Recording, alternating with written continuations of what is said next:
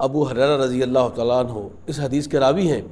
آپ فرماتے ہیں کہ بنو اسرائیل کے دو شخص تھے، آقا علیہ السلام ارشاد فرماتے ہیں کہ انہوں نے واقعہ ابو ہریرہ فرماتے ہیں، راوی ہیں اس حدیث کے، سنایا کہ ان دونوں بھائیوں میں جو دوست تھے آپس میں بڑی محبت تھی۔ ایک بڑا عابد تھا، بڑا پرہیزگار تھا اور اللہ کے عبادت بڑی کرتا تھا، اور دوسرا اس حساب سے کم تھا اور گناہ میں مبتلا رہتا تھا۔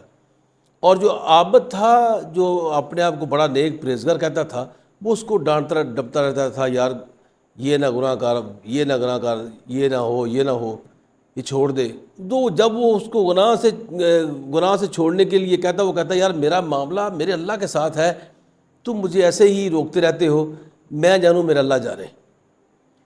تو وہ چپ کر جاتا۔ پھر ایک دفعہ اس نے دیکھا کہ یہ کسی بڑے گناہ میں اس کو مبتلا دیکھا، تو عابد کہنے لگا کہ اے میرے دوست، یہ جو تم نے اب گناہ کیا ہے نا، یہ بہت بڑا گناہ ہے، اور یہ تمہاری بخشش نہیں ہونی، اللہ نے تمہیں معاف نہیں کرنا، اور تم جنت میں نہیں جاؤ گے بلکہ دوزخ میں جاؤ گے۔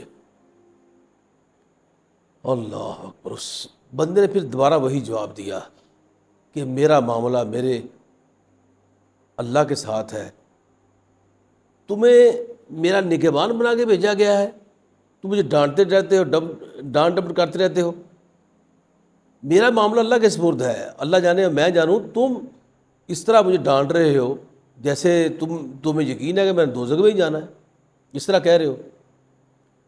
اوپر اللہ کی ذات ان دونوں کی باتیں بھی سن رہی تھی اور دیکھ بھی رہی تھی۔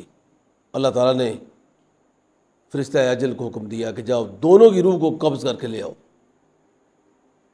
دونوں کی روحیں جب اللہ تعالیٰ کے حضور پیش ہوئیں، تو وہ جو شخص گناہ گار تھا جو کہتا تھا میرا معاملہ میرے اللہ کے ساتھ ہے، اس کو اللہ تعالیٰ نے فرمایا کہ اے شخص، تو میری رحمت کے صدقے میں تمہیں جنت عطا کرتا ہوں، تم جنت میں چلے جاؤ، تو تیرا معاملہ میرے ساتھ، تجھے پتہ تھا کہ اللہ موجود ہے، تیرا معاملہ میرے ساتھ جو ہوا، تو میری رحمت جو ہے وہ بڑی تیرے گناہوں پر حاوی ہو گئی ہے، میں نے تمہیں بخش دیا اور معاف کر دیا، اور تم جاؤ جنت میں چلے جاؤ۔ اور دوسرے سے فرمایا اللہ تعالیٰ نے کہ تمہیں کس نے اختیار دیا تھا یہ کہنے کا کہ تیرے گناہ اللہ نہیں بخشے گا اور تمہیں دوزخ میں بھیج دے گا؟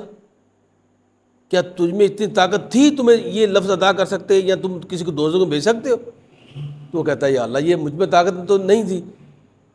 تو فرمایا تو میں نے پھر لفظ کہے؟ انہوں نے کہا یا اللہ میں نے کہے ہیں، مجھ میں اتنی ہمت تو نہیں تھی لیکن میں نے کہے۔ تو پھر فرمایا کہ فرشتوں سے کہ اس کو دوزخ میں لے جاؤ۔ اس عابد کو دوزخ میں ڈالا گیا اور اس گناہ گار کی بخشش ہو گئی۔ تو یہ بنی اسرائیل کا واقعہ آقا علیہ السلام نے سنایا۔